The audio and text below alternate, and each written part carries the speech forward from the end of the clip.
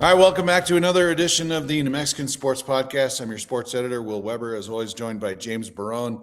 James, there's no more high school sports left, so this is like the dreaded 2.5, 3 month period where we don't have anything to do. So, what do we do to fill the time over the next couple of months? What if we just did a podcast where we just sat here and stared at each other for like half an Yeah, hour? that's not a bad idea.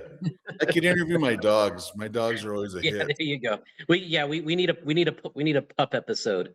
Yeah. So we do have one last hurrah with the high school stuff. Of course, there's always coaching changes coming and going.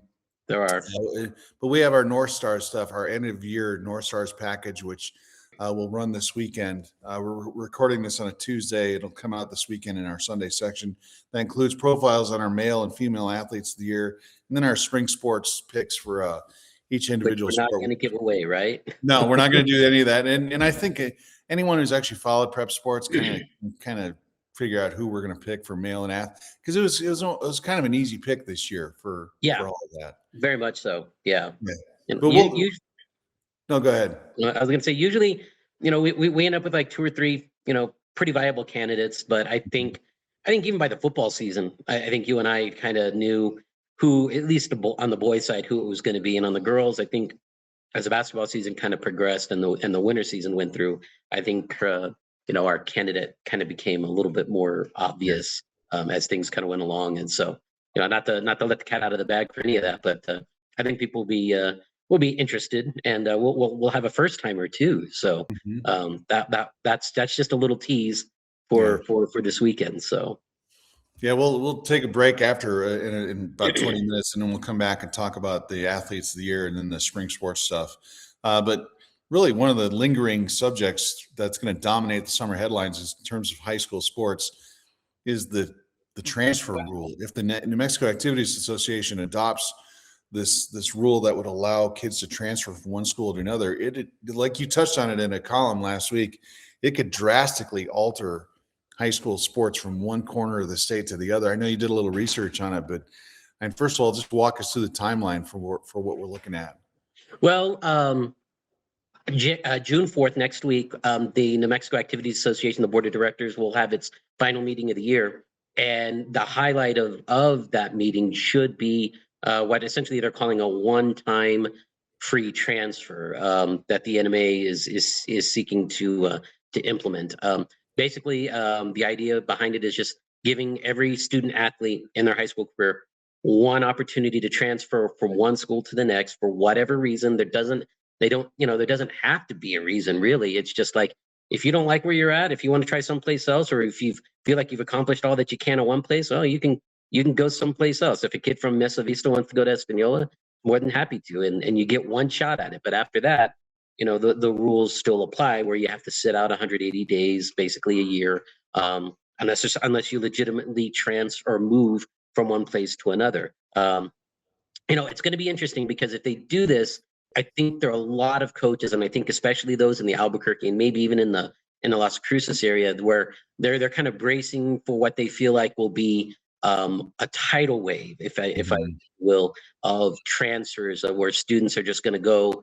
A bunch of kids are going to go to Volcano Vista, or they're all going to go to Cruces. You might see kids from Santa Fe High, transferring to St. Mike's, vice versa, or you may see guys, say from Capital, going down to Cleveland or something like that. The idea is just, I think in a lot of ways the issue is that the NMAA has really struggled to get a handle on this, and we've seen over the decades how parents and students have manipulated the system as it is to get what they want. I mean, shoot, you see people moving all the time from, like, say Vegas, or from Santa Fe to Albuquerque, or vice versa, using basically what amounts to fake addresses. They sign up a year lease for some place, but they're not really living there, but it's just a way to kind of circumvent the rules.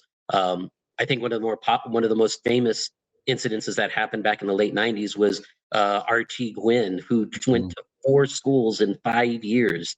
3 schools in 4 years. And as a matter of fact, I think there was one time where he went from one school. No, I'm sorry. That was Eddie Abreu from Valley. Yeah. When he played football for Valley for one semester, and the next semester he transfers over to Rio Grande and plays basketball for the Ravens when the infamous Ron Garcia was there. So those are the kind of things that are kind of happening, or that were happening. And I think lately what we've seen is a lot of parents, using the legal system to their advantage and basically filing injunctions against the NMAA to allow their son or daughter to play at whatever school, mainly the public school level. Although there were some cases where private school athletes were able to transfer and play right away because of injunctions that they got. And I think the NMAA just basically said, look, there's really no point in trying to fight this and go through the court battles and the court costs that go along with it. I think they've kind of also see the tea leaves around nationally, where a lot of state associations have actually allowed one transfer for student athletes. So I think they're just kind of following the trend and hoping that this it maybe doesn't necessarily clear things up, but at least it gives student athletes an option that wasn't there before. Now, does this mean we're going to see super teams? I wouldn't be surprised in the beginning if we see this, but I think a lot of studies and in talking to a couple of other people within the NMAA and even people outside of it, they just say, usually after about 4 or 5 years, things kind of settle down and kids realize, oh, we all can't play on the same team because there's only one ball and not everybody's gonna get their touches and get their points.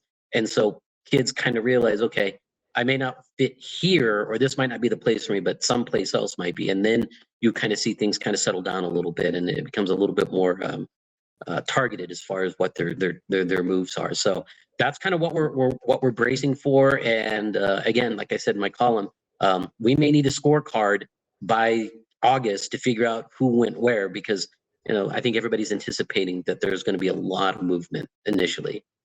Yeah, I remember the RT Gwynn and the Eddie Abreu instances, and those are very high profile, just because both those guys were Division I level talent. But this impacts everyone. This impacts the kid who might be scratching for playing like a starting job somewhere, but can't quite crack that lineup, so they jump across to a rival school. But I think a good starting point for all this is going to be in cities with multiple high schools: Roswell, Las Cruces, Albuquerque, Santa Fe, where it makes it easier. The Albuquerque, there's 13, 14, 4 and 5A schools, makes it easier to jump from one side of town to the other. Santa Fe, in a lot of ways, like you have 3 AAA or 4 AAA schools, and then you got 2 5A schools, so it's easier for them to jump around. The cases where it might get a little murky, and like our guest last week, her daughter Mugi Setete, is probably one of the best softball players in the state, transferred across town to Robertson. It doesn't really do her much good. But if, say, Mugi wanted to play for Cleveland, then you're looking at an hour and 45-hour commute every single day to go to school. What's the sustainability? But that's all those things that are going to have to get worked out. And if you transfer, do they have a loophole that says you can maintain your residence in whatever town you live in? And so it'll be interesting to see how this all works out. But right now, it's just a crazy idea, just like NCAA sports. We're like, all right, let's try it. Let's see what happens. Yeah, absolutely. And it's funny you mentioned that, because one of the things that I read about recently, I think in the last month or so, I believe it's Indiana is already dealing with the concept of NIL, and I think that's going to be the next thing that we're going to see here over the next 15, 20 years, is the proliferation of NIL and creating these collectives where even high school athletes can make money, off their name, image, and likeness. And and I think it's more the elite athletes that you're looking at. It's not going to be like, well, I mean, who knows? I mean, you look at situations like, for example, Sports Primo and a lot of their advertising, they use high school athletes for some of their sponsors. Now, would those kids have a right, because of their name, image, and likeness being used, to getting paid or getting some sort of compensation for that? I mean, that's going to be the next argument here, and again, I don't know how soon that'll be here, but it'll be here at some point. But I mean, those are some interesting concepts that we're going to have to cross. But for right now, I mean, the transfer rule is going to be pretty interesting in and of itself. You're going to see some schools that are going to suffer, and some schools that are going to prosper, and others where it's like it's like nothing ever happened to them. It's like it's still the same. Yeah, so maybe it's going to get to the point where the newspaper guys like you and I, we're going to have to pay to interview people. Or maybe, Yeah. Oh my God. Let's not even think about yeah, that, man. interview with Michael Gallegos, sponsored by Coca-Cola. We'll have to work that into our stories. Like, all right, here we Yeah, go. everyone better ante up the money now, man, because they're gonna need it Yeah. here we're gonna need it in about 10, 15 years. Yeah, the idea of paying a high school athlete is just absolutely crazy. But Yeah. just the confluence of some of these higher profile athletes in recent years, like Bella Hines, I think would have been one of the Yeah. first ones to actually, because she was so public with every movement that she made. Her family was very orchestrated in everything that she did with social Absolutely. media. That could have certainly been one of those situations. But yeah, I think it's going to create a huge mess. And I think you're absolutely right. The first 4 or 5 years are going to be disgusting, because I think you're going to see the LaQuavas of the world dominate in football. And Cleveland will have these super teams, and Volcano Vista might get all the best basketball players. But look, you put 11 all-stars on the same roster, inevitably there's going to be 5, 6 guys that are just unhappy. And Yeah, so, exactly. and so, I think there's a trickle down effect too. I mean, you've got these kids that have, they spent most of I mean, they've gone to this school and they've worked their way up. There are those that incoming junior and senior groups, guys that think, okay, I got a shot at maybe starting, and then all of a Mhm. sudden here come 3 or 4 guys from from around town, that jump to say like Rio Rancho, or they go to Volcano, and all of a sudden it's like, well, you're pretty much where you were, or you're even further down on the bench. So Right. what do you do in that situation? I mean, what's your, what is your game plan? Do you transfer over to Seablit? Do you go to, say, West Mesa, where you can find playing time because your skills, would work, I mean, your skill level would be needed there at those schools. And I think that's kind of the trickle down that we're going to see, is like, you may see these teams with 5, 6, 7, 8 really good players, but then you're going to see a lot of guys from that same program moving Mhm. to other places because they're like, I'm not going to see the court at all. Yeah. Yeah. I think that maybe the influence of club comes into play too, because a lot of Yeah, these club teams mingle players from all over different towns, different exactly. schools. And so these guys might get together, these guys and girls might get together and say, hey, we should all play together at Bernalillo. Yeah.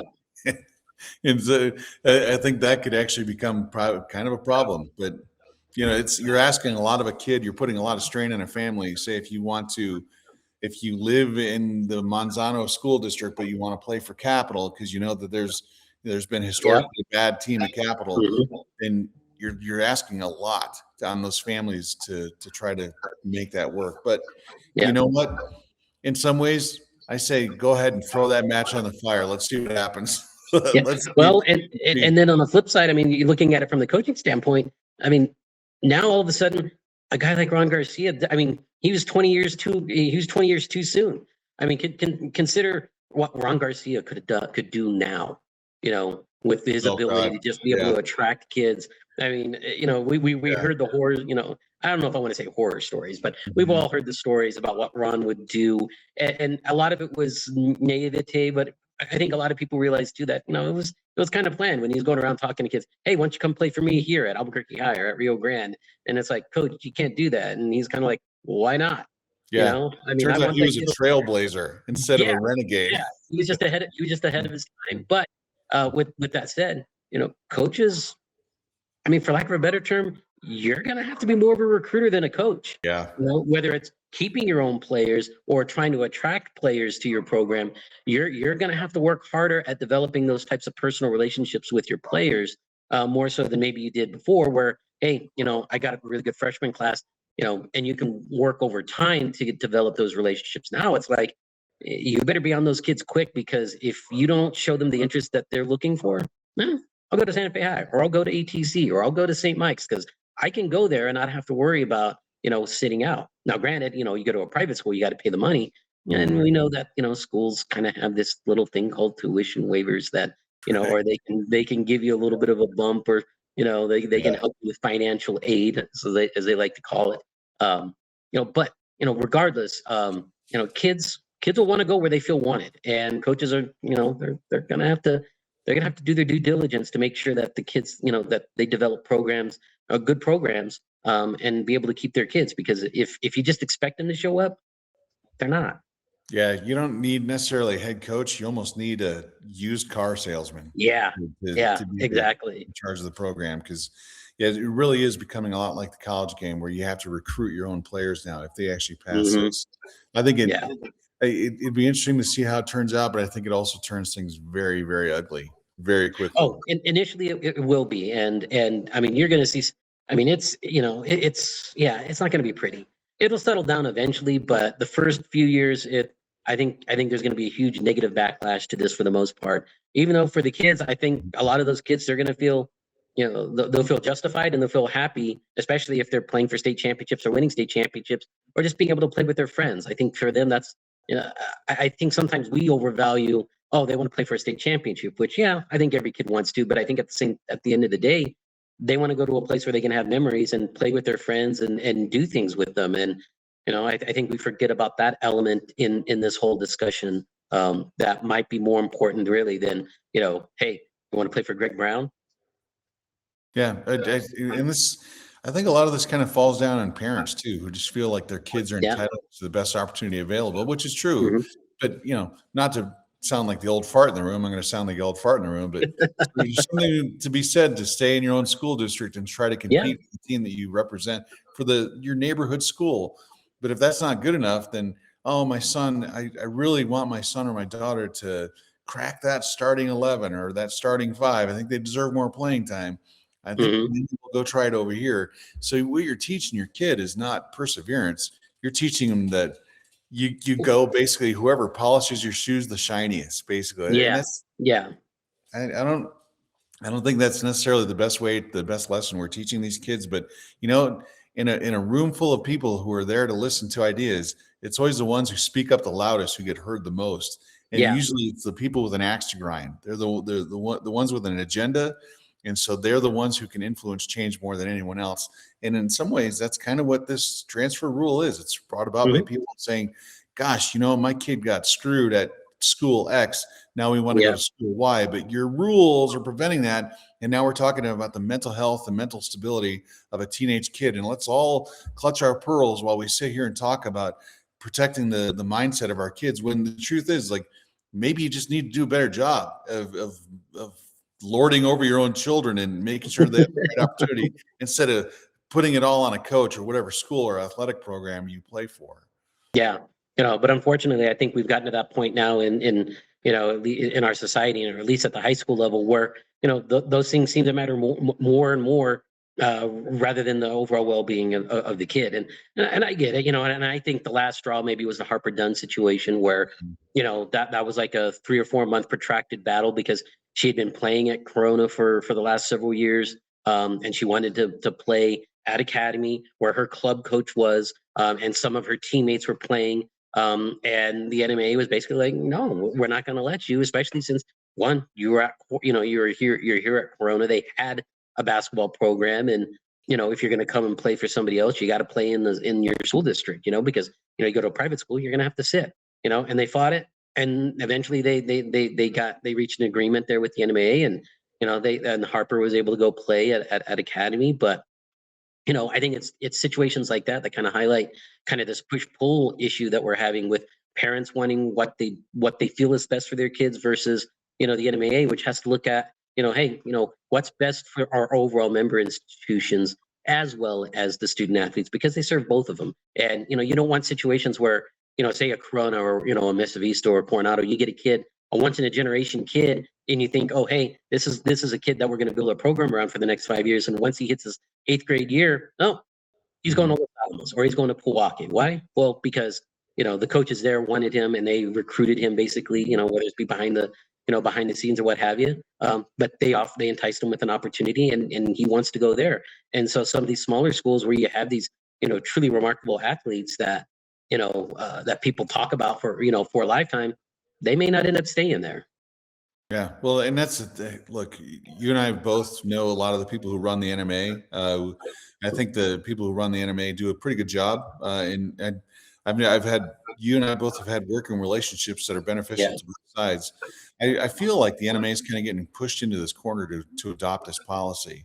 I think they see the inherent problems that go along Yeah. with something like this, but we're such a litigious community now. We're such a litigious society that Yeah. if you don't get your way, you're going to lawyer up, which is just it to me. That's just you're going about the wrong way. Instead of trying to change policy, you're trying to strong arm someone into doing it by hiring an attorney, and Yeah. this whole thing is just uglier than it should be. I think the policy, the transfer policy that they had works. Now, if you legitimately move from one point to another, and because Mhm. circumstances change, maybe you get a job, Yeah. then that's fine. But you and I both know that, look, if a lot of these kids that get recruited to play school, they kind of get recruited not through their high school play, but through their club activities. Yeah. You're not going to get a college coach going down to Corona to look at a kid. That's true. And so the parents of that kid have a good point by trying to go to academy. But I think people already knew who she was before she even went to academy, Oh, because yeah. they've Yeah. seen her on the club circuit. She had her future paved out for her, and going to academy doesn't actually bolster her recruiting effort at all. It's not like these college coaches come into the New Mexico State basketball tournament and say, "Holy crap! I can't believe! Did you see that kid from academy?" They already knew who Mhm. she was. They Yeah. already knew what they were getting. They didn't need the color of her uniform to change. They knew what was going on. So I think this somewhere along the lines we kind of lost sight of how the rules are beneficial to everyone.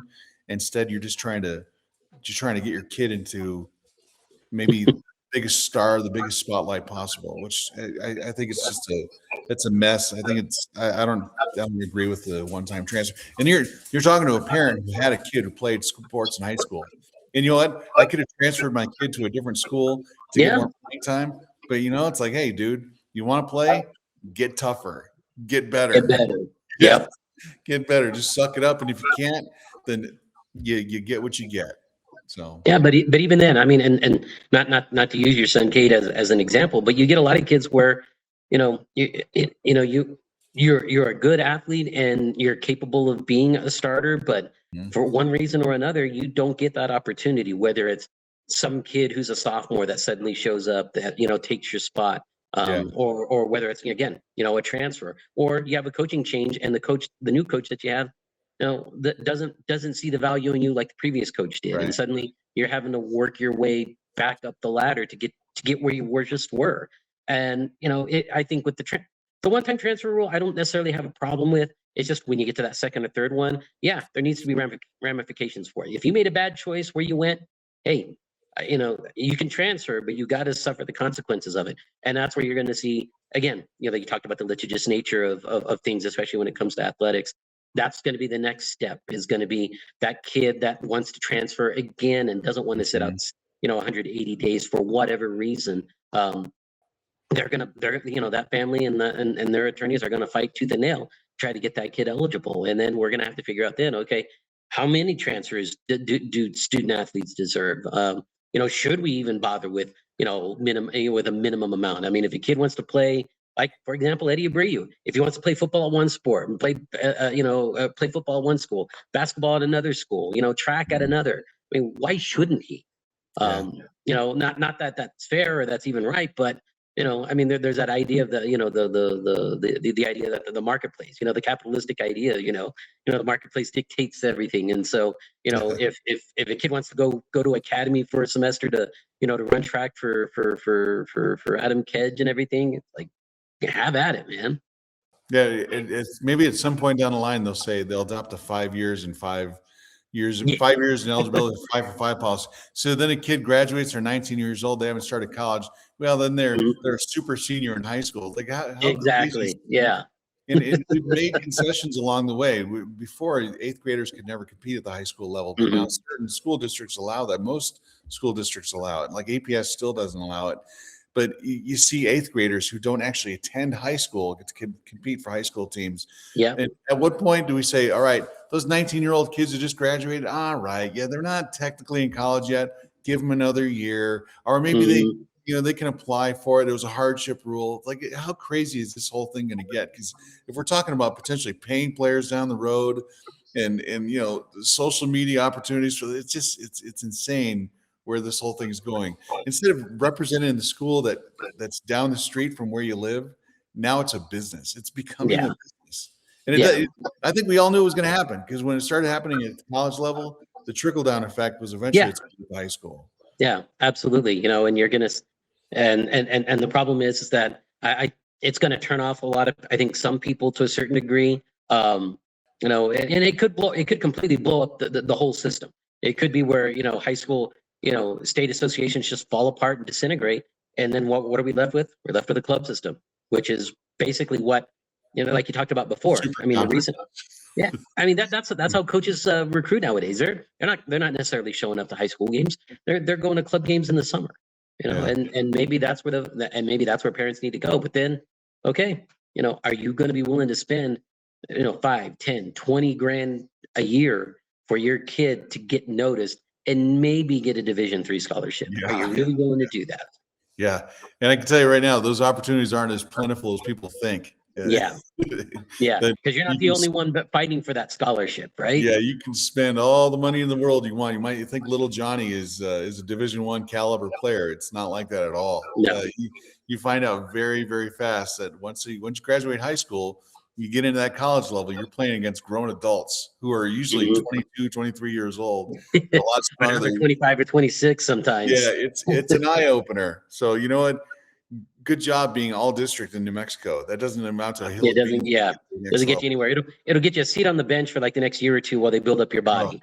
yeah, the parents are so delusional when it comes to thinking their kids, well, my kid is really good. That kid can hit a 3-point shot like you wouldn't believe. It's like, well, you're also playing in northern New Mexico. You're not playing against a guy. You might have a 6'5" guard defending you who can swat your shot from 15 feet away. Exactly. And So, jump over your 5'9" kid, yeah, right? you're not exposed to that here. So it's funny how just people overestimate their own worth and they think that Yeah. this is the next logical step in that direction. It's a huge mess. Cannot wait to see what the next 10 years look like, man. It's going to be awesome. I can't wait till next year looks like, man. No. I mean, forget 10 years, man. Next year is going to be like, hey, weren't you playing for them? Yeah. We're going to have to go You're through gonna have a lot of agencies those to games where it's conduct like, interviews, and it's going to be awful. Yeah, he's like, hey, he used to play for the opponent, Yeah. Yeah. and now he's going against his old team. Well, we'll see. That all happens next week. Of course, next week's a busy week with it's the first week of June. It's the first week after we finish all the high school stuff. Again, our North Stars comes out this weekend. You'll see who our athletes of the year are for male and female, and then the spring sports stars. And then Tuesday is election day, so get out and vote. That's primary day. Yep. It's a primary day. It's a big one for all of us. And then Thursday is the board of directors meeting for the NMAA. So there's that too. And then our subject right after the break, we're going to talk a little bit about the thing everyone in Santa Fe has really been dying for. And that's the start of the Santa Fe Fuego season, which is this week. So I know you can just feel the anticipation in the air right now. Super excited, huge. And we'll take a break. We'll come back, talk a little bit Fuego, even though honestly, you and I don't know the first thing about them. I know that they wear. Can you even name a player right now that's on the roster? Just one guy. I think Tyler Campbell's coming back. The guy we had in our podcast, I think he's coming back. I don't know. Okay. Not sure. Maybe during the commercial break, I'll look up their roster really quick just to see. Yeah, just to get a refresher, right? Yeah. All right, we'll take a break. We'll be right back.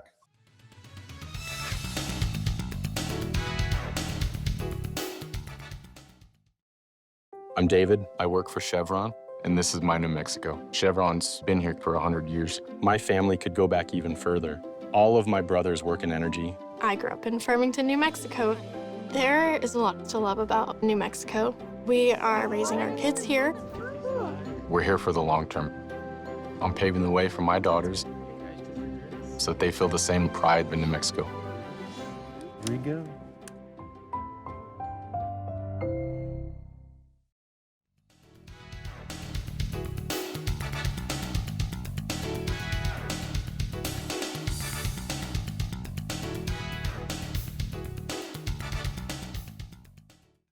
I gotta love those commercial breaks, man. It's always good to know that we have like sort of a pseudo sponsor for this thing. Maybe eventually you and I could get to an NIL deal. We could sponsor like a tortilla factory or something to throw us a pack of tortillas or something. I don't know. I just want a trucker's hat from Chevron. That's it. That's all I want. And then I'll wear it happily at every episode from then on. You know, they're actually giving away truckers' hats at the Isotopes games on Saturday. Yeah, I saw that, but that's the Isotopes. I mean, I want one with Chevron, man. I want to represent my sponsor to the hill. Yeah.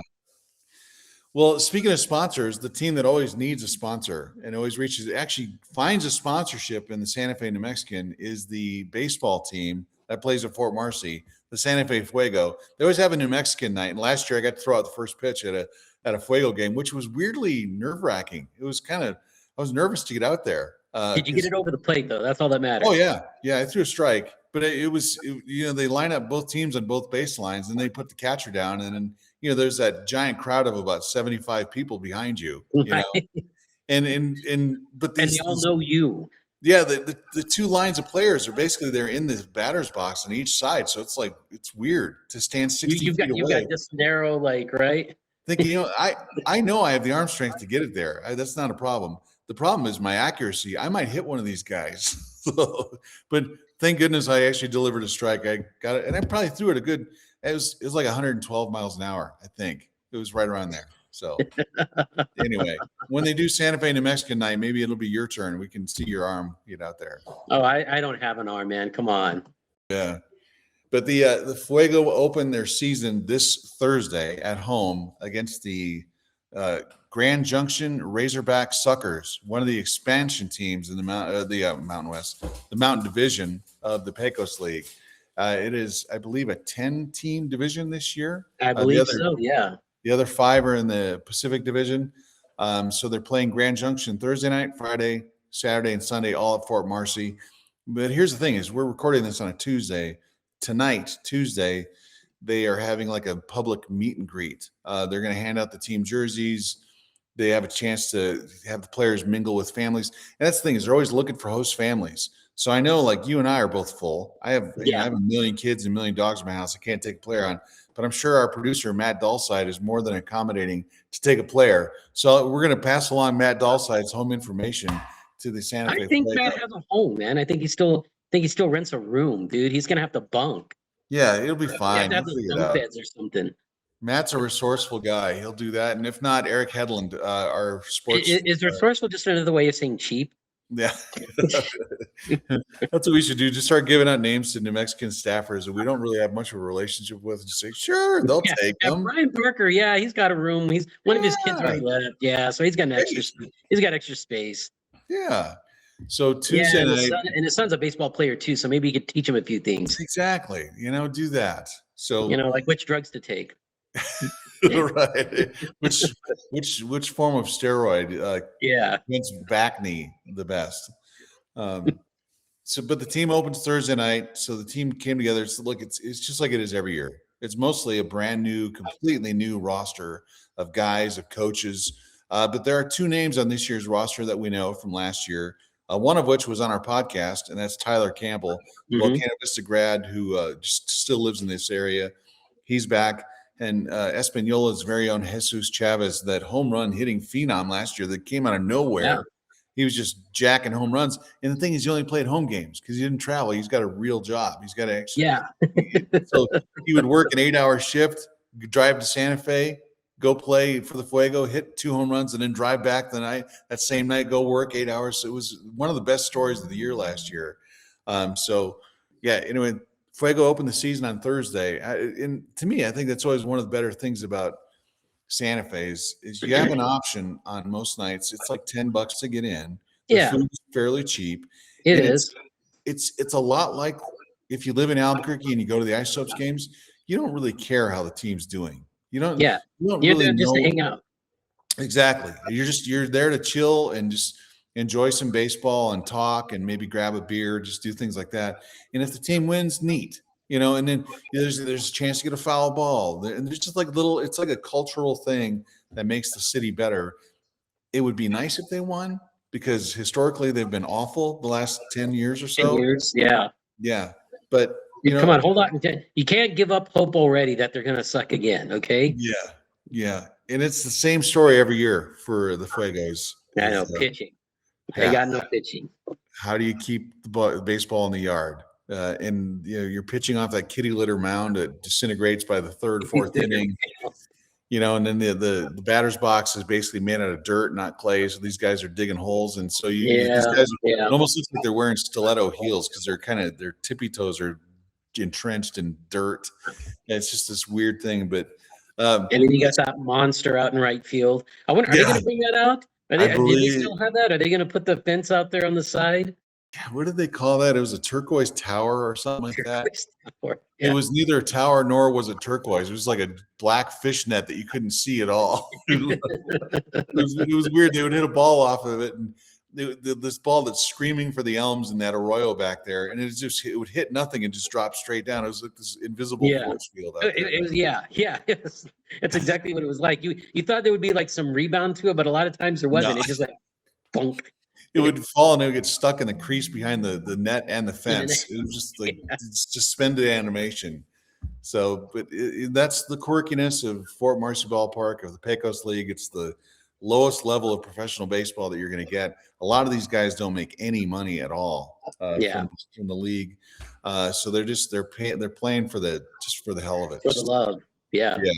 But you Yeah. kind of admire that, man. Especially, you see guys like we talked about with Jesus, a local kid that's out there playing ball. Just, I'm sure he has no aspersions as far as making it into the minors, especially at his age. But fact of the matter is he gets to play ball and he's enjoying it. And I think it's really cool that you get kind of that element of here's a guy that's going to only play home games and hit home runs, and he's a local guy, so that's another reason to come and cheer for him.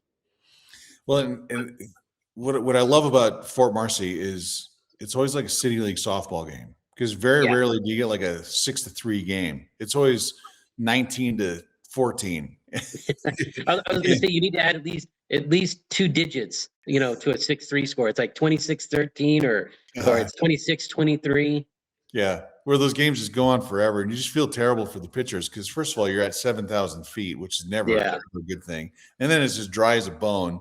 And then you're playing on basically a little league field that's 285 to right field, which I still think it's a little bit closer than that. You can hit moonshots into Majors Field from there. But it's just the quirkiness, the weird element of Santa Fe, and I'm not sure if anyone believed that this league was going to survive more than a couple of years when they first got here. But this team was birthed into existence in 2011. Their first season was 2012. And with the exception of COVID, they've played every single season, and they've drawn well. People have to this team. They have, despite or in spite of sometimes the quality or lack thereof on the field and everything. I mean, shoot. I mean, God, last year, remember the 38-12 game? Yeah. Trinidad? Yes. I think they're still playing that game. That game went on forever, but the team has done well. Their merchandising has done well. And they've got good people running the team. Yvonne Encini is the general manager who, and I've made this case before, if there's a Mount Rushmore of baseball in the state of New Mexico, she certainly needs to be on it. Not just the city of Santa Fe, but she has really she kind of inserted herself as the leader of that team over 10 years ago, a dozen years ago, and has just kind of invented every step of the way on her own. And it's been trial and error with a lot of stuff, but she's done a fantastic job. She goes out and finds sponsors. She goes out and she gets these players into homes. If she can only find some good pitching, that'd be great. Yeah, but it's not like you can go down to Whole Foods and find that, dude. It's like you got to figure out ways to attract those types of pitchers to come there, and a lot of them don't want to because, as we've talked about before, just the quirky dimensions of playing in Santa Fe. So it's kind of unfortunate, but and don't forget, we've got a new mascot. No, have they named the new mascot? I don't know if they've named the new mascot. Maybe that's a big story we should write about for in anticipation of Thursday's home opener. What's the new mascot's name going to be? Well, my favorite one was the one that they named after a funeral home, which I thought was interesting. And then they ended up calling him Pepper after a while. Yeah, Pepper, but it was McGee for a while. It was after, McGee. That's right. That's right. And I do remember one of his first nights there. They let the kids run the bases, and there was a kid that passed him on the third base line and then slid into home right in front of him. You're wearing that costume, that big bubble head, and you can't see anything, right? The guy just tripped right over him, just did a barrel roll right over this kid at home plate, and it was just. But that's one of those things you got to love about Fort Marcy. Yeah. I don't remember a single detail about that game, but I remember vividly watching. Oh, you remember the moment. Oh yeah, That's really what you're just there for the moments, Yeah. Like one time they had the All-Star game there, and they're sitting there bailing water out because we had one of those, early afternoon thunderstorms that came through there. Yeah, when one of the players' dads was from California, he was a civil Yeah, engineer, and he's just watching this lake build up on the infield dirt, and he's like, "I know how to fix that." And he goes down there, takes his shoes off, and walks out barefoot in 6 inches of muddy water, and he and trenched just it, and then he had the infield drained within 10 minutes. 2 Although minutes. the Yeah. outfield flooded, but the infield was nice. It took a civil engineer from the state of California who's just in town to watch his kid play. And like, all right, yeah, All right, I that's got this. yeah. Just calm down. Everything's gonna be fine. Yeah, and then last year when they basically brought a guy down from the stands wearing jeans and a shirt and That's to right. try To out go for play. yeah, yeah, that was in I remember standing outside the bullpen as he was doing his little tryout, and I think he threw 7 pitches and 6 of them hit the dirt, and they're like, he's good, he's ready. He's So ready. He's perfect for here. yeah, yeah, we're fine, but that's the thing about the Pecos League is you never know when your number's called. You might actually That's be right. called into And it service. might be you this year, Will. That's right. That's it. Yeah, I can't wait for that. A guy who's getting his AARP membership to go down. You and your son, you just need to get him out there to kind of just start ramping up your arm, man. Just start Yeah. working it out. Yeah, but it's fun. The Fuego always it's a kick to watch. It's hard to cover from our standpoint because the games just drag on forever. Yeah. They could seriously use a pitch clock. And maybe drop the pitch clock down to like 10 seconds. Just rapid fire. Just keep going. And they're basically throwing batting practice anyway. Yeah, that's basically all it is. Actually, it should be like 5 seconds. Just throw the ball back, just set go. up, throw, just Yeah. go. Yeah. So Tuesday night meet and greet, and then Wednesday I'm sure they'll probably have some sort of practice. Remember, Fort Marcy is an open city park. It's not like they can Yeah. restrict your movements there, so you can show up and watch these guys work out anytime you want to. They do have a new manager this year. I think he's like the 42nd manager in team history or something like that because they bring in a new guy every single year. I know the manager from last year, Joey Galley, who never liked us. He's playing for the Austin Weirdos, the independent traveling team out of California. So Joey's 1,000 miles away from us. He can't tell us how to do our jobs. He can't tell you. Yeah, he can't tell you how to write. Yeah, but it's always fun when the 24-year-old manager shows up and say, "I don't mean to tell you how to do your job, but like," and then proceeds to tell you how to do your job. Like Joey, we're up to a great start. That's exactly the way you're supposed to. Yeah, that is some great PR work you're doing there, buddy. Yeah. You know what? You're right. I've been doing my job wrong the entire time I've been doing this.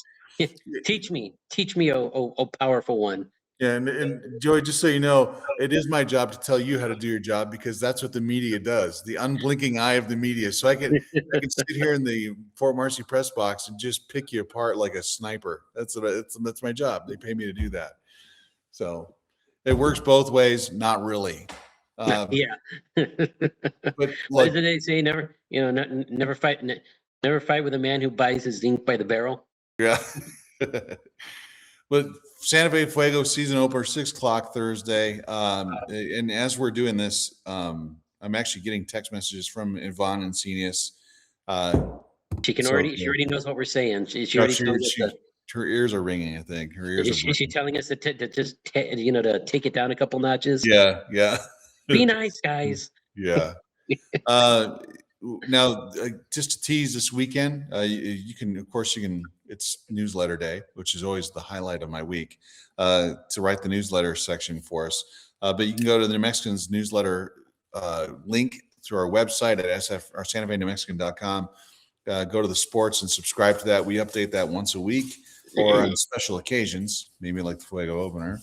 So go and subscribe to that. We appreciate that. But we're also in the newsletter this week. We'll tease what's coming up this weekend, which is our North Stars edition, our profiles for male and female athletes of the year. And to me, I always really like those because that's when you can sit down and just really kind of dig into the dirt of the individuals. Exactly. Choose. And there are these really long feature stories that each of us can do for the male and female, and those are fun. I think we get a lot of good feedback, negative and positive in both ways. But I think for the most part, the people that we've chosen this year are pretty obvious picks.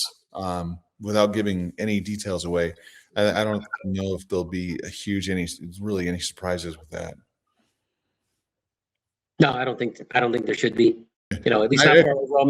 All your words away right there. You had nothing to say right there, did you? I know. I was like, no, I mean, I think you pretty much nailed it. You know, spot And on as usual. yeah. So look out for that. That'll come out this weekend, this Sunday in the Santa Fe New Mexican. Of course, the Fuego season opener Thursday night. That'll dominate our section for the next couple of days. Yeah. And then, as always, if you have any story suggestions, the summer is the perfect time to do that. We have a lot of time. So James and I know I did put in for vacation last week for June and then July. I think I'm under 500 hours of accrued vacation hours. I need to start using Yeah, that. those are the kind of things you really want to put out there. You know, Yeah. our bosses Yeah. suddenly realize they got that much. Yeah. Heck no, you better take some time off starting now. Yeah. Well, we haven't taken vacation since before COVID, I think. So it's been a long time. Yeah, and the thing is, we've been around for so long that the time off that we take ends up getting getting it back in like a month. Yeah. And then they yell at us some more for not taking time off, and I'm like, well, what do you want us to do? We took time off. We just get it back. Yeah. So like, for instance, my son graduated high school last week, and of course, I always felt like I was taking a holiday off. Really, it's a normal day off. You work 5 days, you take two. You and I never get 2 days off, but I took an actual day off, and I felt like, all right, maybe I should just put in for like a paid. No, I didn't. It's just a day off, and it felt weird the whole time. I felt guilty. I'm watching graduation. I'm like, I need to put in some vacation time, and then you look at your time card and you're like, oh yeah, this is just a normal day off. I didn't do anything special. Yeah.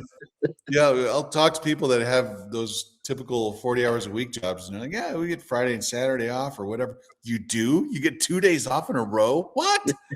So, we've been doing this so long. You get 2 days.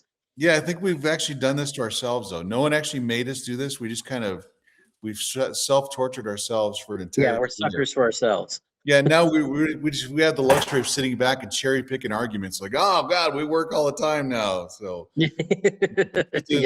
it's a self-inflicted mental torture that we've done. Yeah, it kind of is. Very much so. All right, with that, that'll put a bow on this show. Again, the vote's coming up next week. Get your butt to a poll. Do what you got to do. Do your civic duty. Pick up a New Mexican this weekend for our athletes of the year. And then we know for a fact we will see you at Fort Marcy Park at some point this summer. Yeah, it's not even a request. We know you're going to go. Yeah, because of us. We will see you there. Thanks for tuning in. We'll see you next week.